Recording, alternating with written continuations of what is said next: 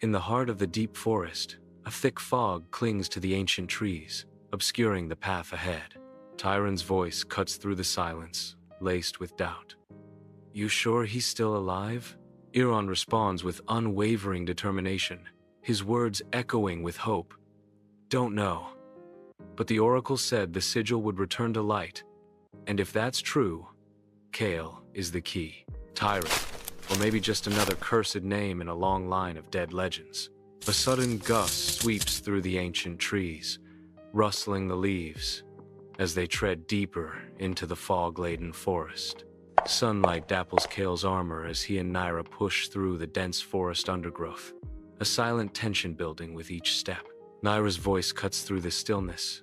"How far are we from the coordinates you saw in the vision?" Kael responds. "Close. I remember the stone arch. It was cracked in two, with markings like fire." Nyra, cautious. "Let's hope what you saw wasn't just memory." The trees whisper differently here. Older, watching. A sudden rustling sound pierces the forest's quiet, and Kael's hand instinctively moves to draw his blade, as Nyra whispers, "We're not alone." Deep in the forest, a soft giggle breaks the silence, hinting at the surreal encounter to come. From behind an ancient oak, a pale-eyed child emerges, her tattered dress a stark contrast to the untouched purity of her bare feet. Kael and Nyra stand frozen, hands instinctively reaching for their weapons as the ethereal child points eastward, a silent beckoning into the unknown. Did she just vanish? Kael whispers as the child dissolves into mist, leaving Nyra to ponder. A guide, or a warning. They follow the direction she pointed.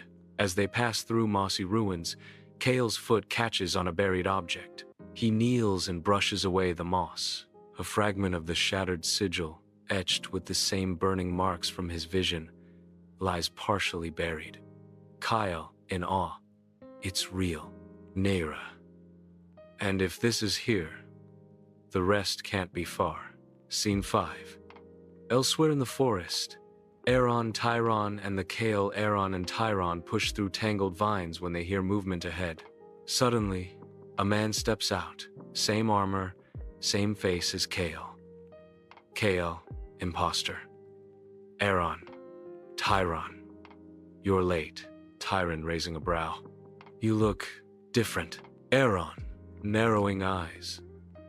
Where did you come from? Kael, imposter, smirks. I've been watching. The forest shifts when the sigil stirs. Eron studies him with suspicion. Something's off. His posture, his eyes, the faint wrongness in his voice. Eron, internally. Something's wrong. He doesn't remember the oath sign, and he never called me by name first. Eron aloud. Then lead the way, if you're truly ready. Kael examines the sigil fragment closely, traces glowing faintly under his fingers. Nyra watches silently, then speaks. Nyra, this was broken deliberately. Someone didn't want it found intact. Kael nods. But they failed.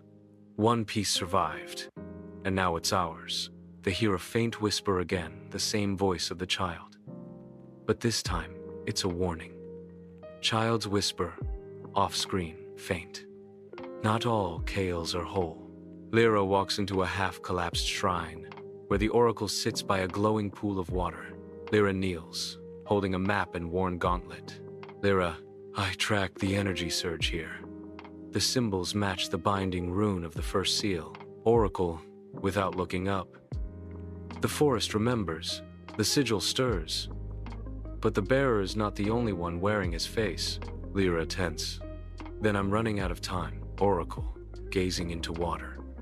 And out of trust. Follow the echoes, Lira.